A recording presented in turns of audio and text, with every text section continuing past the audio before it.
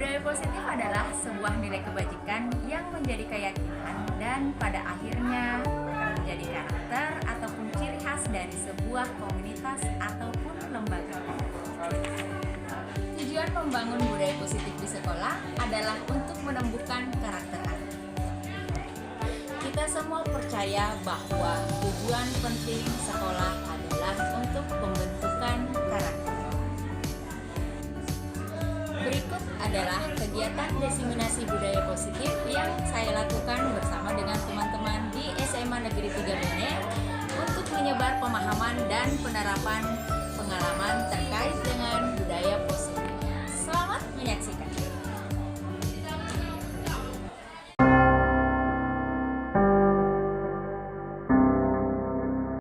Bismillahirrahmanirrahim. Yang terhormat Bapak Kepala SMA Negeri 3 Bone, dalam hal ini diwakili oleh Bapak Muhammad Yusuf SPD MPD. Yang terhormat Ibu pemateri kita, Ibu Irma SPD, pemateri diseminasi budaya positif sebagai calon guru penggerak angkatan 9 Kabupaten Bone. Yang terhormat dan kami banggakan ibu-ibu guru hebat SMA Negeri 3 Bone yang telah menyempatkan hadir pada kegiatan ini. Assalamualaikum warahmatullahi wabarakatuh. Puji syukur kehadirat Allah Subhanahu wa Ta'ala karena pada hari ini kita masih diberi kesempatan, diberi kesehatan untuk hadir di tempat ini guna mengikuti diseminasi budaya positif, dan tak lupa kami kirimkan salawat dan salam kepada junjungan Nabi Muhammad SAW. Baiklah, kita masuk ke acara pertama, yaitu pembukaan. Kami buka acara ini dengan ucapan basmalah. Bismillahirrahmanirrahim. Selanjutnya sambutan dari Bapak Muhammad Yusuf SPD MPD, mewakili Kepala SMA Negeri 3 Bone, kami persilahkan.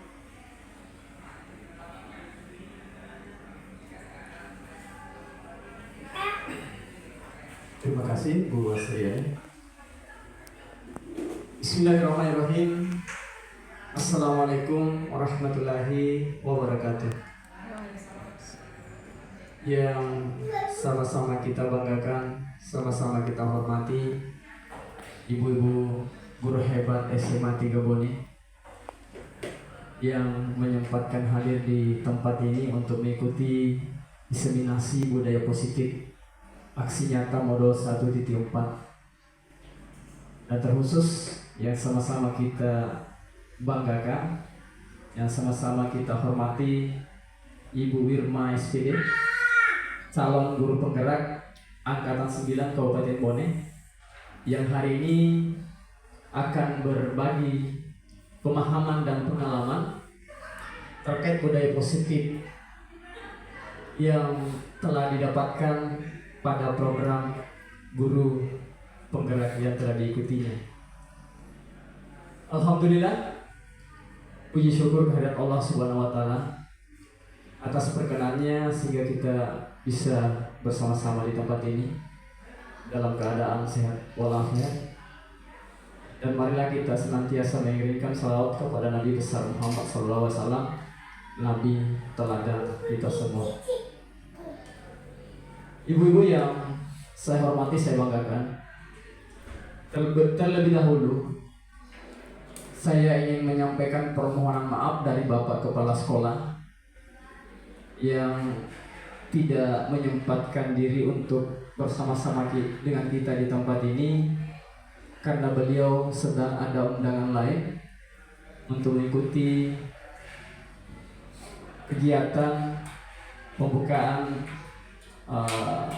futsal yang diadakan oleh sekolah kita, yang kebetulan hari bersamaan dengan kegiatan yang kita laksanakan hari ini. Makanya beliau menitipkan kepada saya salam dari beliau dan permohonan maafnya karena tidak sempat datang bersama kita di tempat yang sederhana ini.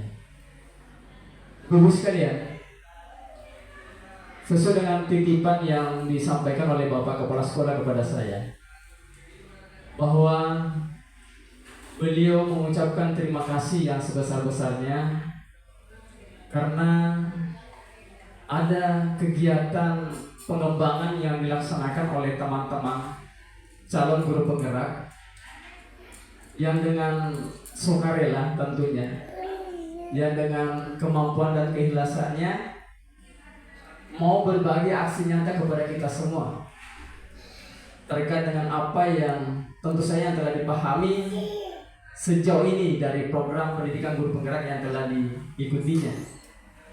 Kebetulan pada hari ini Ibu Wirma akan menyebar pemahaman dan penerapan pengalaman terkait dengan budaya positif sebagai bagian daripada aksi nyata modul 1.4. Ada harapan besar tentunya yang bisa kita impikan dari kegiatan-kegiatan seperti ini,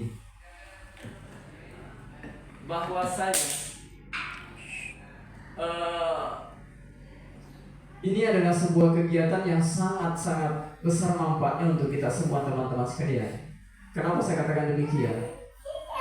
Sebab dengan kegiatan diseminasi budaya positif ini, tentu saja ada sebuah pemahaman baru yang kemudian bisa kita dapatkan untuk bisa kita terapkan di lingkungan sekolah kita. Karena memang selama ini ada, bukan hanya di sekolah kita, masalah kedisiplinan ataupun masalah karakter siswa menjadi momok yang sangat menarik memang untuk bisa kita kaji. Kita lihat bahwa membangun karakter itu bukan hal yang mudah. Mengajak mereka untuk mau mentaati tata tertib bukan hal yang mudah. Dan tentu saja nanti Ibu Wirma akan berbagi pemahaman dan pengalamannya bagaimana caranya kemudian mereka ini bisa menerapkan budaya positif yang ada di lingkungan sekolah kita.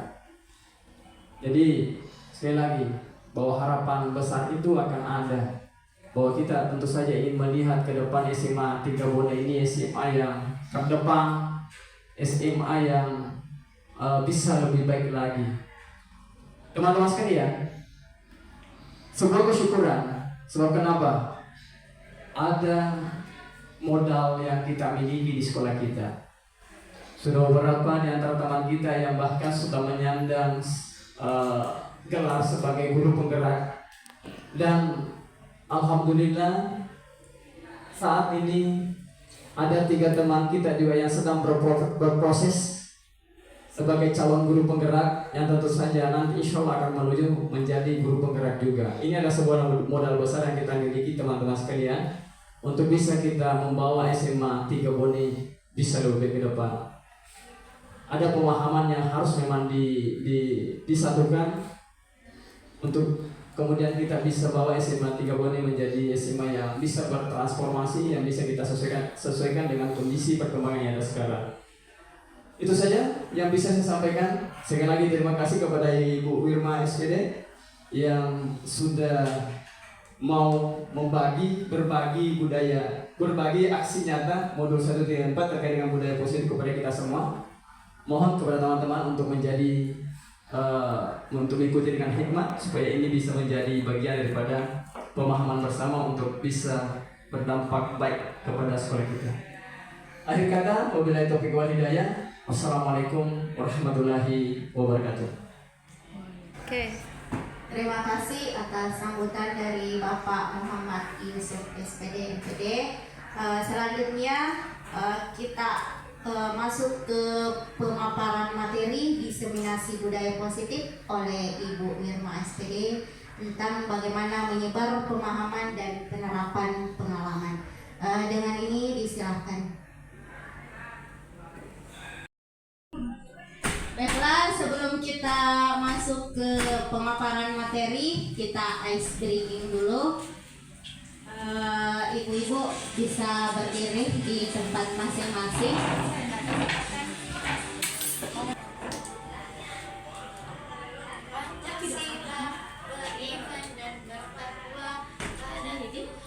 siap-siap ya. Kita ice breaking.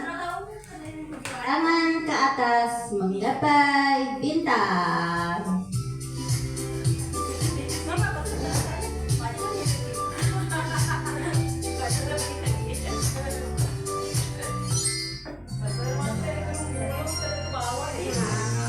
Atas menggapai bintang, tangan ke samping burung yang terbang, tangan ke depan ikan berenang, duduk yang rapi siap berdoa. Takut-takutan tangan diputar, lunggu-lunggu-lung tangan digulung, bulan melingkar di badan bunda. Kiri, atas, bawah, siap berdoa. Satu jari kanan, satu jari kiri, kemudian jari dua jembatan. Dua jari kanan, dua jari kiri, kemudian jari empat, jadilah kamera cekrek. Tiga jari kanan, tiga jari kiri, kemudian jari enam, buat mataran. Empat jari kanan, empat jari kiri, kemudian jari delapan, buat telinga. Lima jari kanan, lima jari kiri, kemudian jari 10, siap berdoa. Iya. Mendapat kamu menjadi 10, siap berdoa. Hai, thank you. Silahkan duduk ibu-ibu. Oke, sebelum kita masuk ke materi, ini ada beberapa pertanyaan pemantik yang akan saya lakukan. Apakah Anda setuju dengan pernyataan berikut? Yang pertama, hukuman dapat mendisiplinkan anak. Yang kedua, pemberian hukuman dan dengan hal positif seperti membaca atau membersihkan halaman sekolah dapat meningkatkan disiplin anak. Dan yang ketiga adalah memberikan penghargaan dapat meningkatkan motivasi belajar. Oke, ini adalah konsep inti dari budaya positif. Beberapa di sini ada. Yang pertama adalah perubahan paradigma positif. Yang kedua adalah disiplin positif, kebutuhan dasar manusia, nilai-nilai kebajikan, motivasi perilaku manusia, keyakinan kelas, dan posisi kontrol buku, dan yang terakhir adalah segitiga restitusi. Lanjut, pembelajaran dengan paradigma baru. Pembelajaran dengan paradigma baru merupakan pembelajaran yang dirancang berdasarkan prinsip pembelajaran berdiferensiasi, sehingga peserta didik itu belajar sesuai dengan kebutuhannya, berdasarkan tahap perkembangan sesuai teori psikologi modern untuk mewujudkan profil pelajar Pancasila. Nah, ini ada beberapa miskonsepsi tentang teori kontrol. Ada beberapa ilusi guru mengontrol murid. Yang pertama, ilusi bahwa kritik dan membuat rasa bersalah mampu menguatkan karakter. Yang kedua adalah ilusi bahwa orang dewasa berhak memaksa. Jadi biasa kita merasa, oh kita orang dewasa, kita berhak memaksakan kehendak kita ke para murid. Dan yang ketiga adalah ilusi bahwa semua penguatan positif, efektif, dan bermanfaat. Di sini lanjut merubah stigma stimulus respon ke pendekatan teori kontrol. Yang pertama, realitas atau kebutuhan kita sama. Realitas kebutuhan kita berbeda. Semua orang melihat hal yang sama. Setiap orang memiliki gambaran yang berbeda. Kita mencoba mengubah orang agar berpandangan sama dengan kita. Dan responnya adalah kita berusaha memahami pandangan orang lain tentang dunia. Perilaku buruk dilihat dari sebagai suatu kesalahan. Semua perilaku memiliki tujuan. Orang lain bersifat, orang lain bisa mengontrol saya. Hanya Anda yang bisa mengontrol diri Anda. Saya bisa mengontrol orang lain. Anda tidak bisa mengontrol orang lain. Pemaksaan ada pada satu wujudan gagal. Kolaborasi dan konsensus menciptakan pilihan-pilihan baru. Model berpikir menang atau kalah. Model berpikir menang dan menang. Jadi di sini kadang kita berpikir guru yang menang, siswa itu yang kalah. Sedangkan di sini berpikir menang, kita sama-sama dengan posisi menang dan menang. Oke, selanjutnya adalah disiplin. Disiplin berasal dari kata disiplina yang artinya belajar. Disiplin mengacu pada disiplin diri yang memiliki tanggung jawab terhadap apa yang dilakukannya berdasarkan nilai-nilai yang diyakini.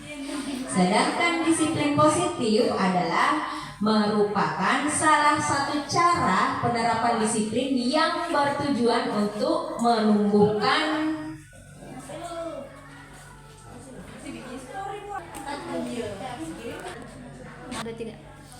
disiplin positif merupakan salah satu cara penerapan disiplin yang bertujuan untuk menumbuhkan kesadaran serta memberdayakan peserta didik tanpa imbalan atau penghargaan atau reward, ancaman ataupun hukuman. Jadi di sini sebagai pendidik tujuan kita adalah menciptakan peserta didik yang memiliki disiplin diri sehingga mereka berperilaku mengacu kepada nilai-nilai kebajikan universal dan memiliki motivasi instinktif dari dalam diri dalam perubahan perilaku ke arah yang lebih baik. Kita lanjut ada kebutuhan dasar manusia. Apa itu kebutuhan dasar manusia? Kebutuhan dasar manusia adalah segala sesuatu yang dibutuhkan oleh manusia untuk mempertahankan keseimbangan kondisi fisiologis dan psikologis yang bertujuan untuk mempertahankan kehidupan dan kesehatan. Di sini ada 5 kebutuhan dasar manusia menurut Dr. William Glasser. Yang pertama adalah penguasaan. Yang kedua adalah kasih sayang dan rasa ingin diterima. Yang ketiga, bertahan hidup. Yang keempat, kesenangan.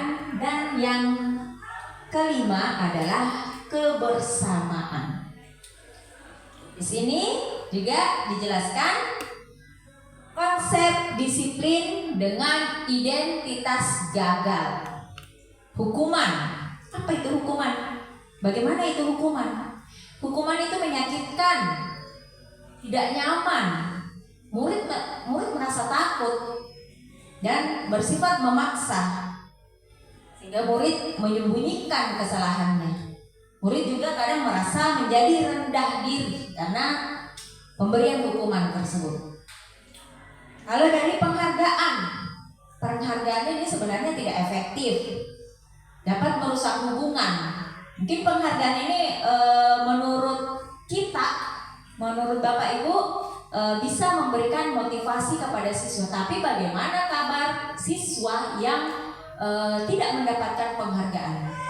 Sudah pasti mereka ada muncul sifat iri, mematikan kreativitas. Kadang kalau kita bilang yang diberi penghargaan itu saja, yang siswa yang lain kadang merasa nggak usah minta deh karena itu terus yang dikasih penghargaan. Menghukum dengan sistem ranking. Nah, ini sebabnya banyak sekarang sekolah-sekolah yang tidak menerapkan lagi sistem ranking di sekolah. Terakhir, merampas hak menghargai dirinya. Oke, di sini ada konsep disiplin dengan identitas sukses. Konsekuensi, pemberian konsekuensi, penguatan jangka panjang. Perlu monitoring berkelanjutan dan perlu ada stimulus saat respon. Murid menghormati peraturan dan kehilangan waktu untuk merenungi kesalahan. Dan Restitusi, penerapan restitusi. Nah, murid bertanggung jawab untuk perilakunya, fokus pada pemecahan masalah jangka panjang, murid menghormati dirinya dan orang lain, teori kontrol atau dirinya memegang kontrol, dirinya sendiri yang pegang kontrol dirinya, dan murid bersemangat memperbaiki kesalahan. Saya memaparkan materi terkait dari nilai-nilai kebajikan. Adapun nilai-nilai kebajikan yang dipaparkan di sini adalah nilai-nilai yang telah disepakati bersama, lepas dari suku bangsa, agama maupun latar belakang. Dan di sini ada beberapa contoh nilai kebajikan yang biasa dipaparkan dari institusi atau organisasi. Ada yang terkait profil pelajar Pancasila, ini yang biasa kita terapkan di sekolah kita. Nah, terkait dari profil pelajar Pancasila, dan ada yang dari IBO atau Primary Years Program, dan ada dari 9 pilar karakter Indonesia Heritage Foundation atau IHF. Nah, dan di sini sudah dipaparkan juga nilai-nilai kebajikan terkait profil pelajar Pancasila. Saya rasa ibu-ibu di sini sudah sering sekali dengar yang terkait profil pelajar Pancasila, yaitu beriman dan bertakwa kepada Tuhan Yang Maha Esa, berakhlak mulia, berkebinekaan global, gotong royong, mandiri, bernalar kritis dan kreatif. Dan yang dari PYP yaitu toleransi, rasa hormat, integritas, mandiri, menghargai, antusias, empati, keingintahuan, kreativitas, kerjasama, percaya diri dan komitmen. Dan tanpa kita sadari juga nilai-nilai kebajikan dari ibu ini sering kita terapkan di sekolah, meskipun tidak terinci di dalam profil pelajar Pancasila. Dan dari 9 pilar karakter juga ada cinta Tuhan dan segenap ciptaannya, kemandirian, disiplin dan tanggung jawab, jujur, amanah dan berkata bijak, hormat, santun dan pendengar yang baik dermawan, suka menolong dan gotong royong, percaya diri, kreatif dan pekerja keras, pemimpin yang baik dan adil, baik dan rendah hati, toleransi dan kedamaian. Oke, saya lanjut. Bagaimana kita membentuk keyakinan kelas? No, wait an hour. Yes. Bagaimana kita membentuk keyakinan kelas? Oke, yang pertama di sini sudah dibuat secara terinci. Keyakinan kelas itu lebih abstrak daripada peraturan, berupa pernyataan universal, dibuat dalam bentuk positif. Jadi tidak ada kata jangan, tidak boleh. Jadi kita buat dalam bentuk positif. Misalnya jangan biasa kita buat jangan buang sampah di sembarang tempat. Kalau pada keyakinan kelas kita buat buanglah sampah pada tempatnya. Oke. Selanjutnya sedikit saja biar mudah diingat. Jadi ya pernyataannya itu, kalimatnya itu singkat, padat dan jelas, dan mudah diingat. Dapat diterapkan di kelas. Ya, dapat diterapkan di kelas. Semua warga kelas hendaknya ikut berkontribusi dalam pembuatan keyakinan kelas. Jadi keyakinan kelas ini dibuat bukan dari guru, bukan peraturannya dari guru, tapi kolaborasi antara guru dan siswa. Oke. Bersedia meninjau kembali keyakinan kelas dari waktu ke waktu. Jadi bisa saja keyakinan kelas hari ini, pelajaran ini misalnya kalau beda pelajaran, di pelajaran ini kita buat keyakinan kelas di awal pembelajaran beda dengan keyakinan kelas besok. Bisa saja, itu beda-beda. Oke, kita lanjut. Mengapa tidak peraturan saja? Mengapa harus keyakinan kelas? Nah, di sini ada beberapa pernyataan. Contoh, misalnya, mengapa kita memiliki peraturan harus menggunakan helm bila mengendarai kendaraan roda 2? Mengapa kita memiliki peraturan 3M? Menggunakan masker, mencuci tangan, dan menjarak-jarak 1,5 meter. Mengapa kita memiliki peraturan harus datang tepat waktu pada saat mengikuti pelatihan?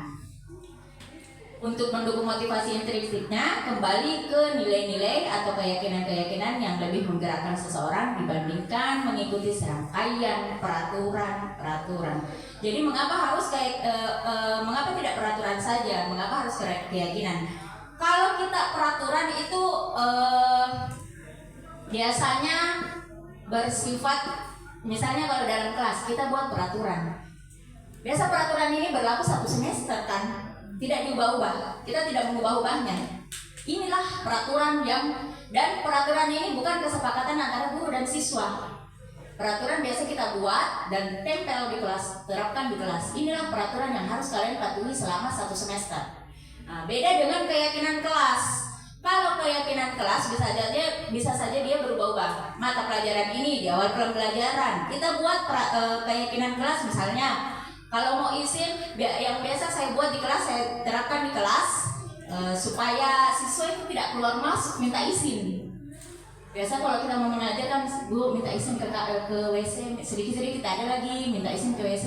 Nah, kalau yang saya terapkan biasa membuat di awal pembelajaran, saya membuat keyakinan kelas, silahkan izin dengan menggunakan bahasa Jerman. Iya, awal-awal memang anak-anak kalau sudah mengantuk, sudah bosan, Bu izin. Tapi selama saya terapkan ini, tapi saya tidak terapkan sendiri, saya minta kesepakatan ke siswa, setuju tidak? Kalian setuju tidak? Selain itu keyakinan kelas yang lain itu siswa yang munculkan. Misalnya Ibu ada ice breaking, nah, dia buat contoh-contoh, dia buat peraturan-peraturan atau keyakinan-keyakinan yang sesuai dengan keinginan mereka. Oke, seperti itu.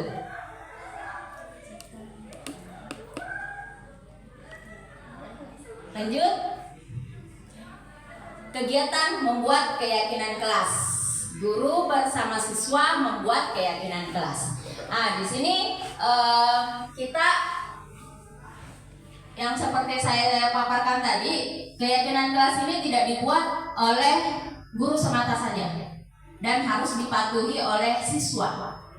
Tapi keyakinan kelas ini dibuat kolaborasi antara guru dan siswa dan disepakati bersama-sama.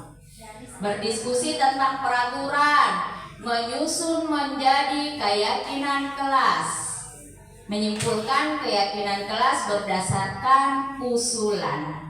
Jadi bisa saja kita ambil peraturan yang di sekolah, yang di kelas kita masing-masing, itu yang kita diskusikan dan kita susun menjadi keyakinan kelas yang kita sepakati dan kita simpulkan berdasarkan kesepakatan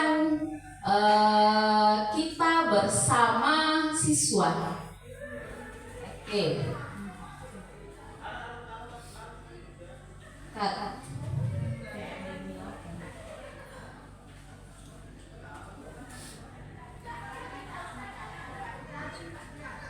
Oke, selanjutnya refleksi. Cut dulu. Oke, itu tadi terkait tentang bagaimana kita membuat keyakinan. Di sini ada juga pendekatan restitusi, sebuah cara menanamkan disiplin positif pada murid. Apa itu restitusi? Pengertian restitusi adalah proses menciptakan kondisi bagi murid untuk memperbaiki kesalahan mereka sehingga mereka bisa kembali pada kelompok mereka dengan karakter yang lebih kuat. Oke, di sini ada beberapa ciri-ciri dari restitusi.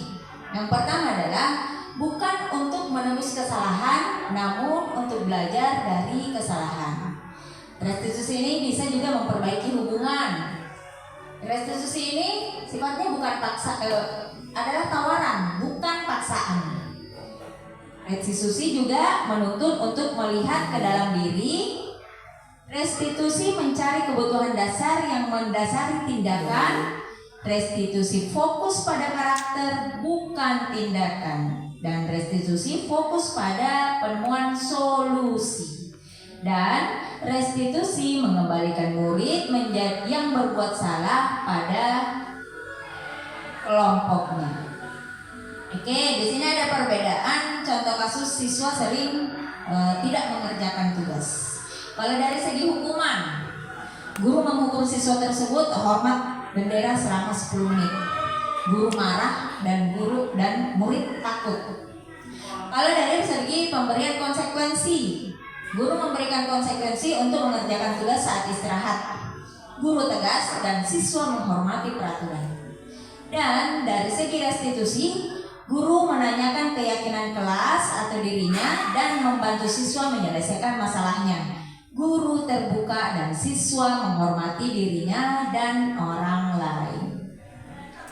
Nah, di sini ada 5 posisi kontrol restitusi. Yang pertama adalah posisi penghukum, yang kedua posisi pembuat rasa bersalah, dan yang ketiga adalah posisi teman. Berikut adalah posisi pemantau, dan yang terakhir adalah posisi manajer. Oke, ini ada beberapa contoh penerapan 5 posisi kontrol. Yang pertama adalah pada posisi penghukum. Pada posisi penghukum itu patuhi aturan sekolah, lalu berdiri di depan barisan. Patuhi aturan sekolah, lalu berdiri di depan barisan. Seperti itu kalau kita berada di posisi penghukum. Kalau pembuat rasa bersalah, biasa kalimat yang kita utarakan adalah, berapa kali bu guru harus memberitahu kamu nak, bu guru kecewa sama kamu. Nah itu yang kalau kita berada di posisi pembuat rasa bersalah. Dan yang ketiga adalah posisi pemantau. Kamu sudah melanggar, apa peraturan dan konsekuensinya? Itu biasa ungkapan kalimat yang kita utarakan kalau kita berada di posisi pemantau. Dan kalau posisi teman, ayolah tertib, buat bu guru bangga. Kali ini tidak apa-apa kamu salah. Nah ini kalau kita memposisikan diri sebagai teman. Dan di posisi terakhir adalah manajer. Wait an hour. Apakah kamu tahu kesalahanmu? Bagaimana kamu akan memperbaiki kesalahan ini?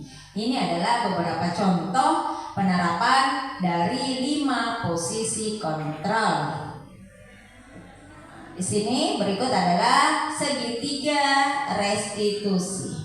Ada beberapa tahapan ketika kita mau menerapkan segitiga restitusi. Yang pertama adalah menstabilkan identitas. Kita semua akan melakukan hal yang terbaik yang bisa kita lakukan. Yang kedua adalah validasi tindakan yang salah. Saja di situ adalah semua perilaku memiliki alasan.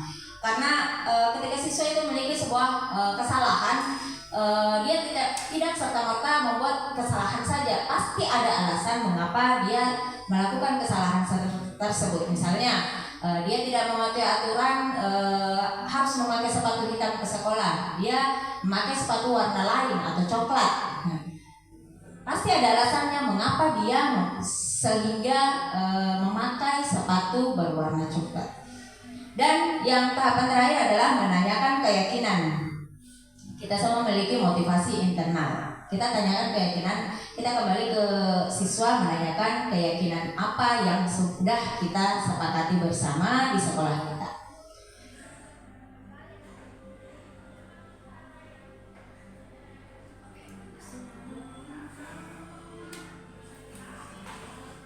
Dalam menghadapi masalah tersebut.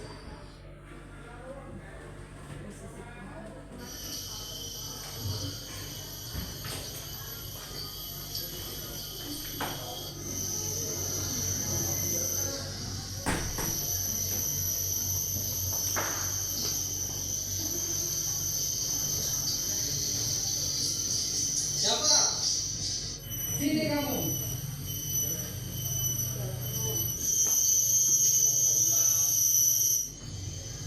Kamu selalu terlambat. Hampir tiap pagi kamu pasti selalu terlambat.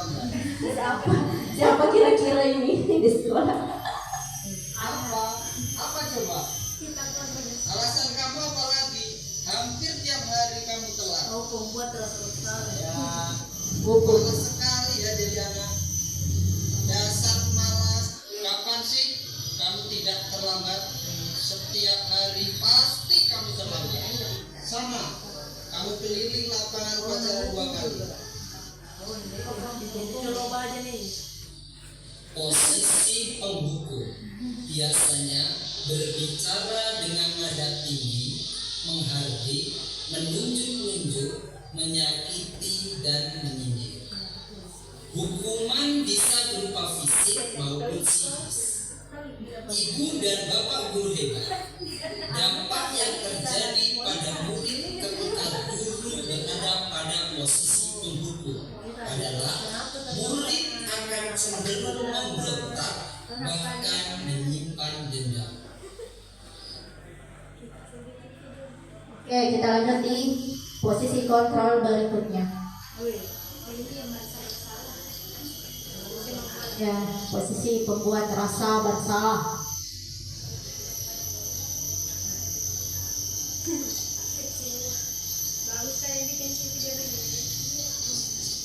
Siapa?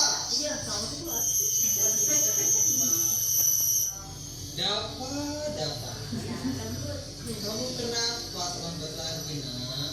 Ya Tuhan. Kamu senang ya bikin bapak susah?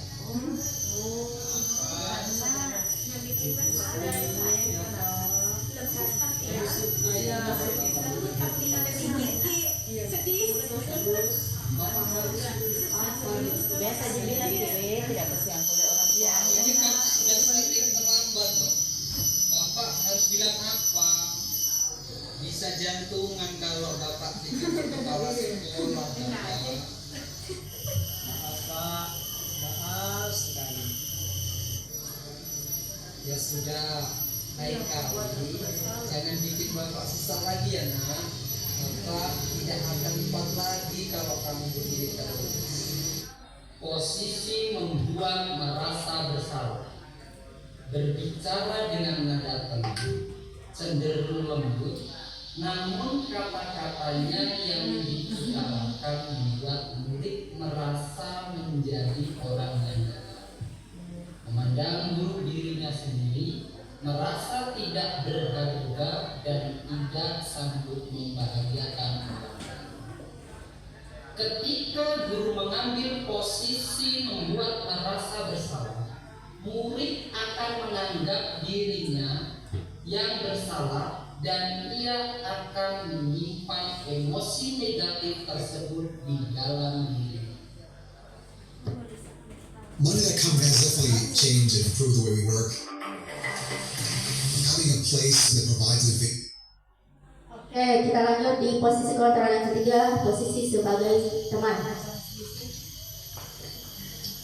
Apa sih? Terlambat terus.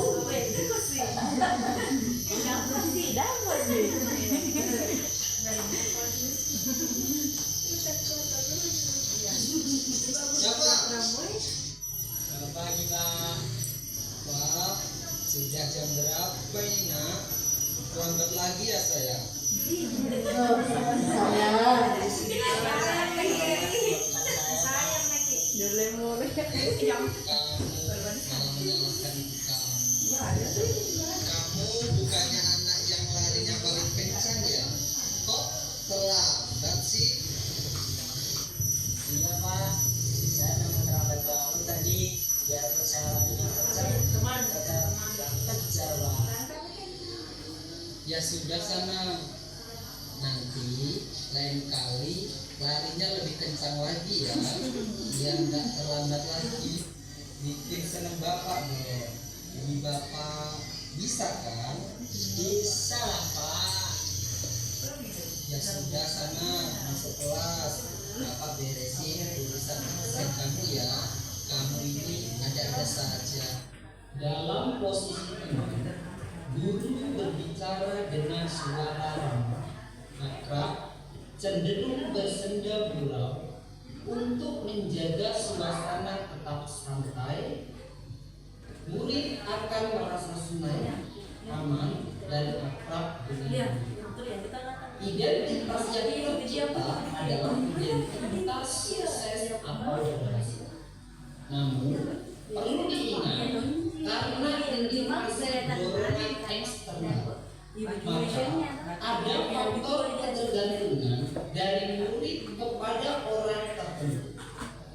Di sini guru absennya sehingga di lain waktu murid bisa berperilaku baik, namun hanya kepada orang-orang tertentu saja. Ya, lanjut ke posisi pemantau atau monitoring. Dapat lagi.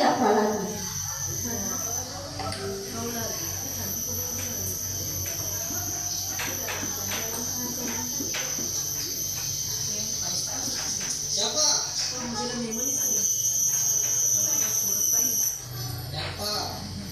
Apa peraturan sekolah kita tentang jam berapa kita harus masuk sekolah?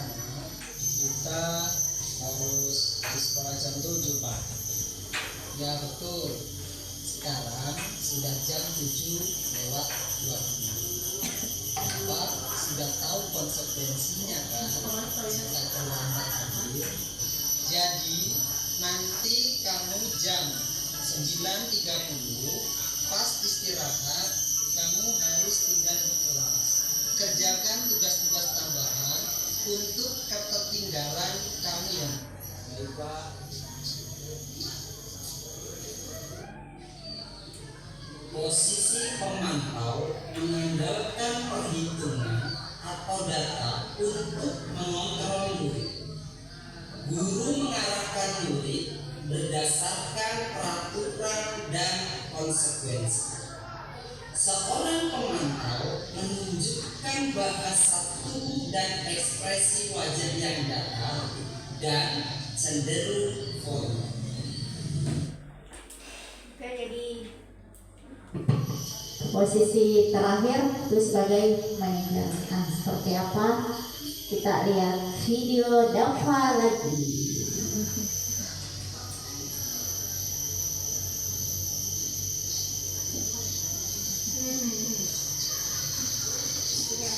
Siapa?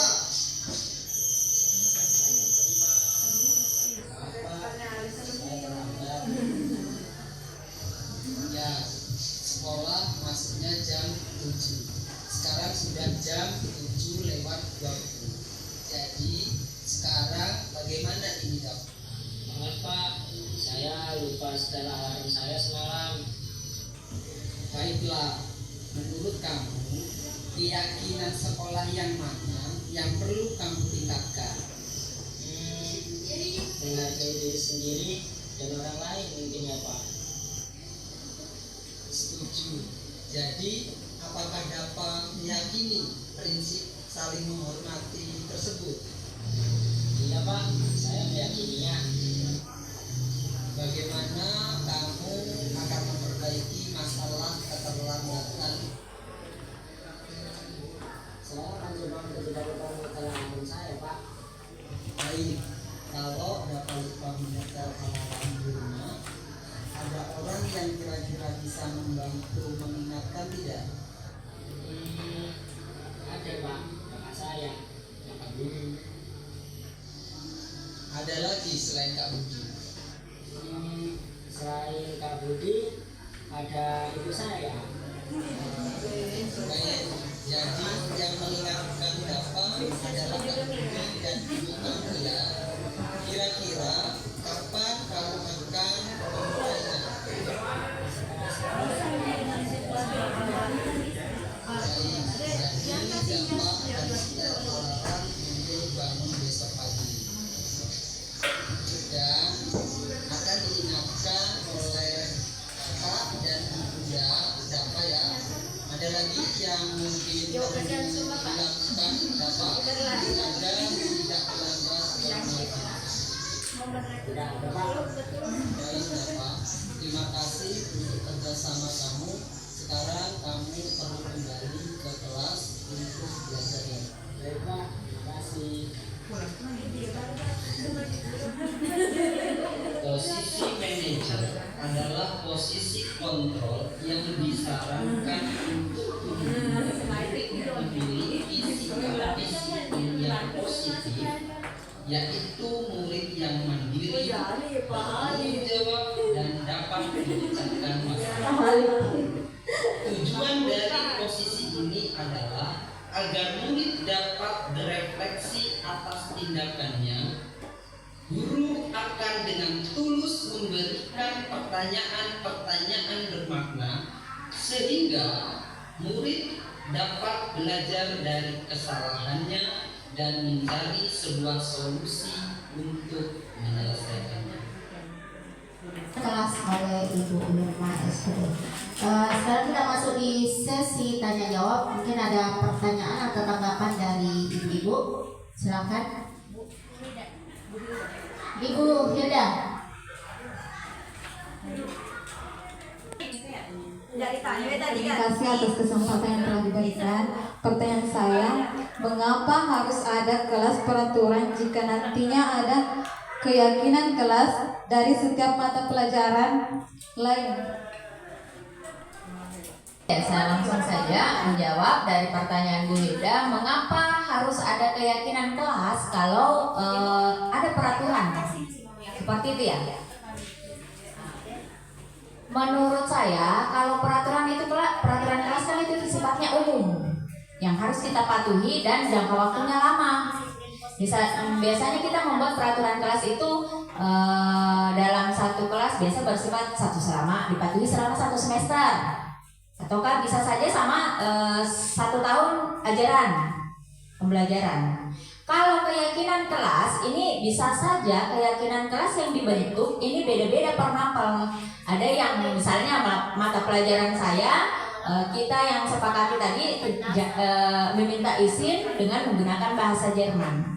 Karena pelajaran saya bahasa Jerman.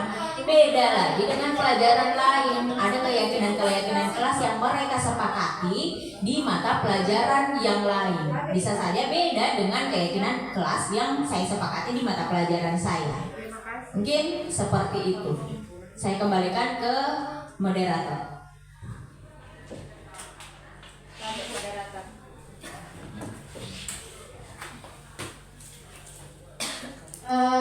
Baiklah, kita lanjut ke pertanyaan kedua. Masih ada? Ibu Eva.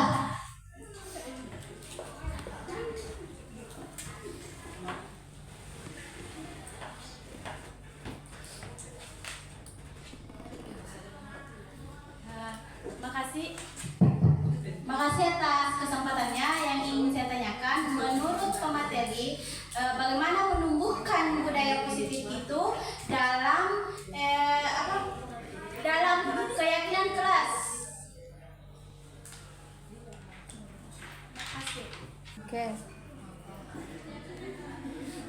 Oke, terima kasih pertanyaan dari Ibu Eva. Bagaimana menumbuhkan budaya positif di dalam kelas?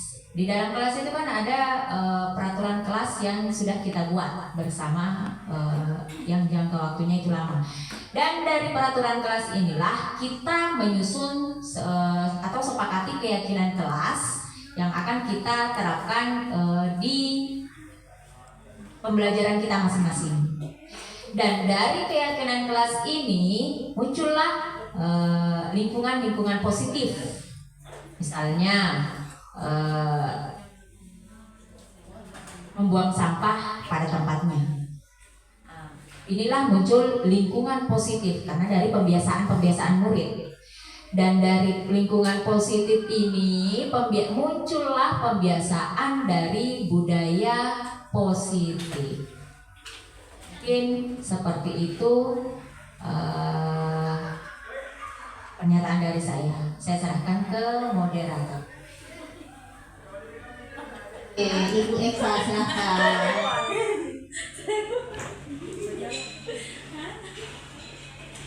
Oke, bismillahirrahmanirrahim. Makasih atas kesempatannya.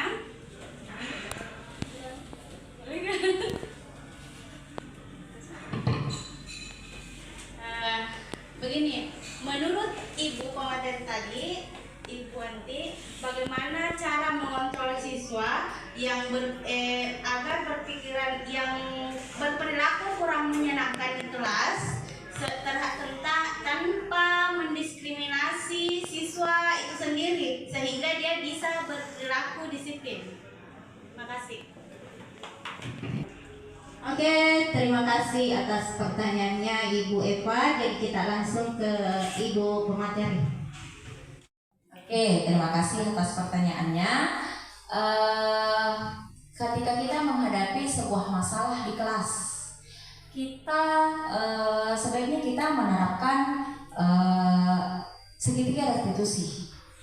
Tidak serta-merta kita memposisikan diri kita sebagai penghukum. Kita tidak harus memberikan hukuman ke siswa. Kenapa? Karena kesalahan yang dibuat siswa itu pasti ada alasannya. Jadi kita kembali ke yang di atas ini, menerapkan segitiga restitusi, menstabilkan identitasnya dulu. Yang berikutnya adalah validasi tindakan yang salah, karena mereka berbuat kesalahan pasti ada alasannya. Setelah itu kita menanyakan keyakinan apa yang sudah kita sepakati. Seperti itu, dan saya kembalikan ke moderator.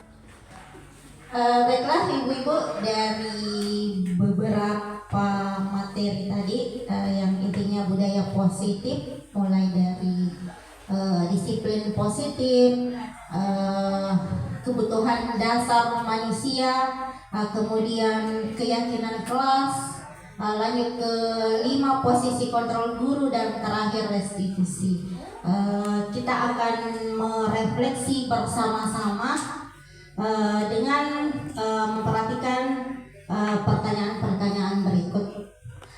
Yang pertama, bagaimana perasaan Anda setelah mengikuti kegiatan ini? Terus yang kedua, bagaimana penerapan disiplin saat ini di sekolah Anda? Apakah sudah diterapkan dengan efektif? Bila belum, apa yang menurut Anda masih perlu diperbaiki dan dikembangkan?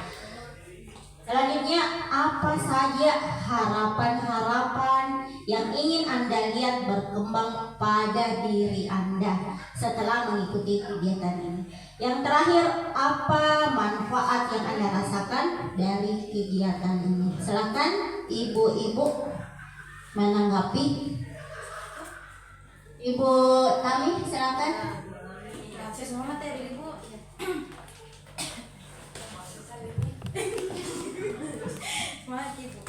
Bismillahirrahmanirrahim. Assalamualaikum warahmatullahi wabarakatuh. Terima kasih. Saya akan menyampaikan refleksi tentang materi hari ini. Yang pertama, setelah mengikuti kegiatan ini, untuk materi pertama yang tentang konsep disiplin. Sebelum mendapatkan materi ini, ada 2 hal yang kita lakukan di sekolah, yaitu memberikan hukuman dan penghargaan. Ternyata untuk membentuk budaya positif, seharusnya kita menerapkan konsekuensi dan restitusi. Setelah itu, di restitusi ada yang namanya segitiga restitusi.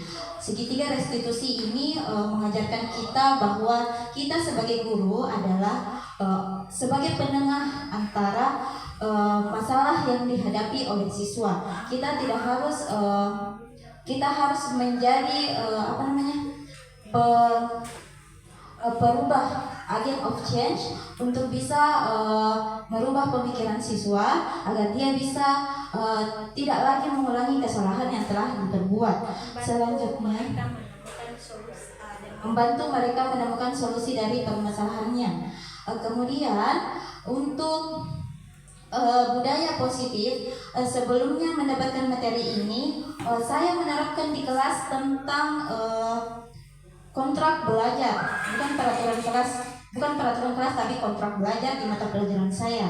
Di kontrak belajar ini sebenarnya saya mendiskusikan kepada siswa apa yang harus dilakukan dan tidak harus dilakukan. Mungkin dalam konteks kata saya masih menggunakan kata jangan. harusnya kita tidak boleh menggunakan kata itu. Maka untuk membentuk keyakinan kelas, seharusnya kita memberikan kata-kata yang bersifat positif dan membangun.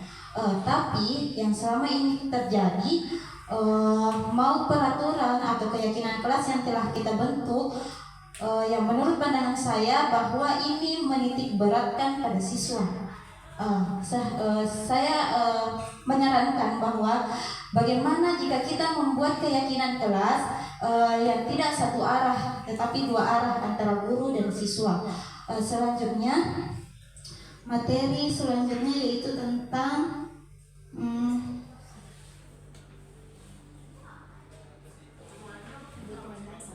yang penerapan 5 konsep kontrol. Penerapan 5 konsep kontrol ini seharusnya kita seorang guru mampu menguasai 5 konsep ini, di mana yang pertama, kita sebagai guru harus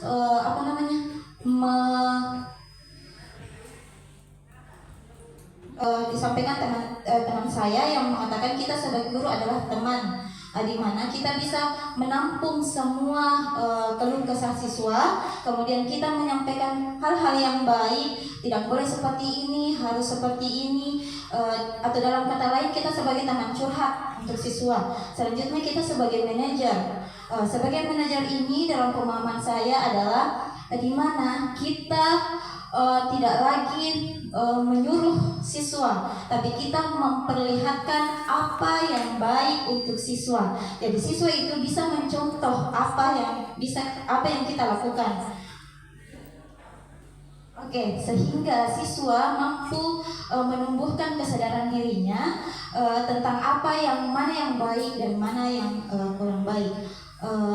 Untuk harapan-harapan dari perkembangan untuk kegiatan ini, saya harapkan agar supaya kegiatan seperti ini bisa diterapkan di lingkungan sekolah.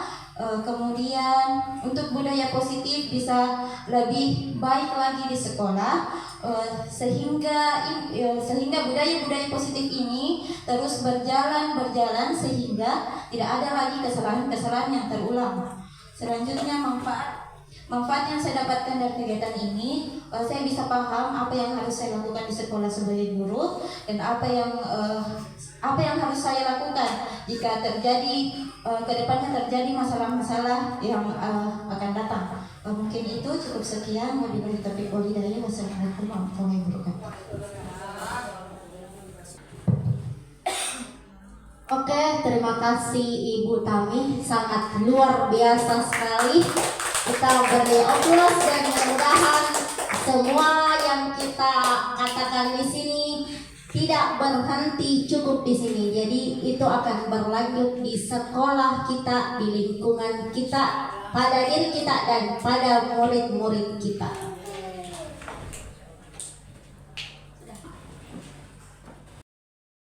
Baiklah, dengan selesainya pemaparan materi dan rangkaian semua kegiatan kita pada hari ini, sekira cukup untuk hari ini, dan terima kasih saya ucapkan kepada Bapak Kepala Sekolah yang tadi memberikan sambutan, kemudian pemateri dari CGP Angkatan 9, dan terkhusus dan teristimewa kepada rekan-rekan ibu-ibu hebat yang sudah meluangkan waktunya untuk hadir di sini. Dan sebelum kita akhiri, marilah kita berdoa sesuai dengan agama dan keyakinan kita masing-masing. Doa dimulai.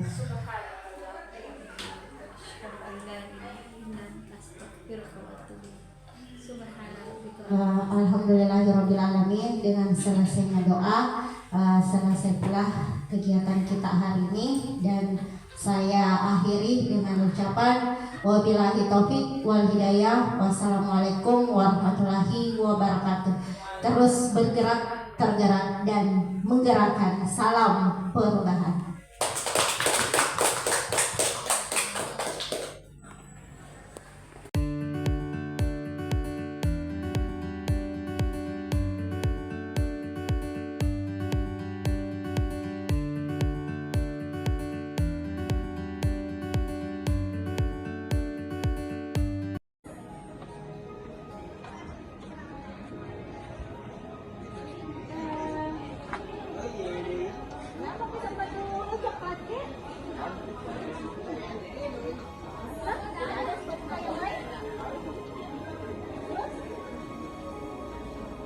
panggilan yang baik.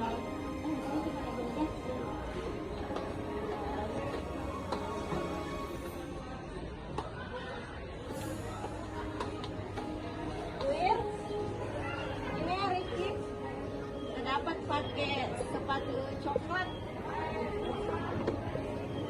Sini masuk dulu sini. Ada perasaan Tana diantar sama Bu Anik tadi? Saya sangat kesal karena tidak sama teman-teman yang lain. Menurut Tana, tindakan Tak itu sudah sesuai dengan tata tertib sekolah tidak? Tidak. Oke, apa perilaku Tak itu sebuah kesalahan? Iya, Bu. Berbuat kesalahan itu sebenarnya manusiawi. Setiap orang pasti selalu berbuat kesalahan.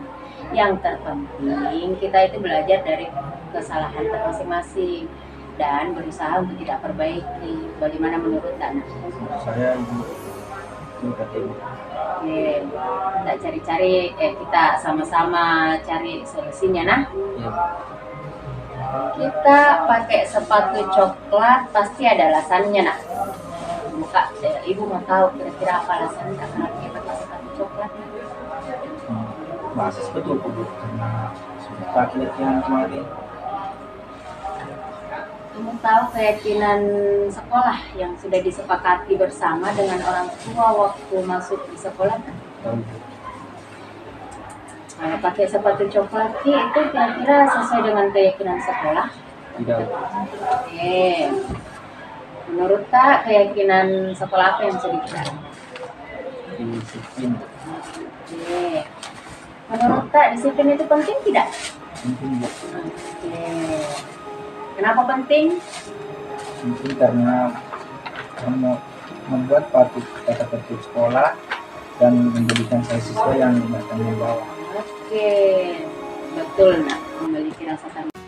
Wabarakatuh, saya Ricky, kelas 12 IPS 3. Terima kasih Ibu, saya senang sekali ada diskusi dengan Ibu untuk menemukan solusi atas kesalahan yang saya lakukan melanggar tata tertib sekolah dan memakai sepatu coklat. Mulai sekarang saya akan menjamin diri saya supaya lebih teratur lagi. Warahmatullahi wabarakatuh. Saya Herman Supardi, salah satu guru penggerak yang bertugas di UPT SMA Negeri 3 Bone.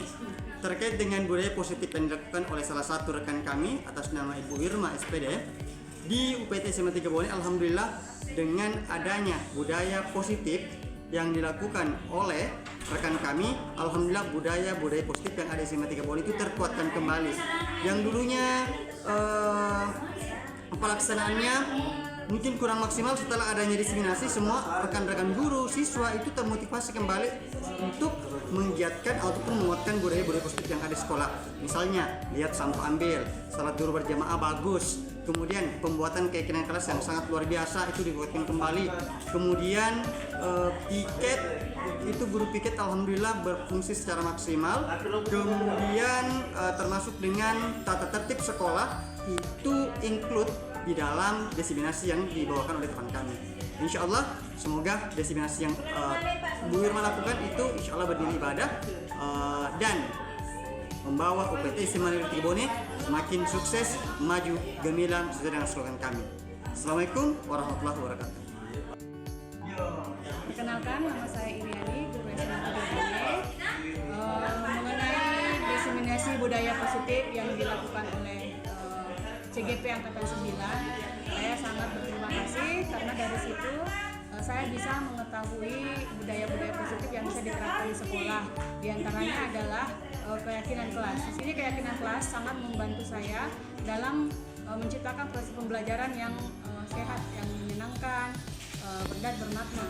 Kemudian juga penerapan restitusi, segitiga restitusi, di mana saya bisa meng-coaching anak peserta didik untuk menjadi mereka bisa mengetahui kesalahan-kesalahan apa yang mereka lakukan dan bisa mencari solusi dari kesalahan yang telah dia lakukan. Demikian, terima kasih. Assalamualaikum warahmatullahi wabarakatuh.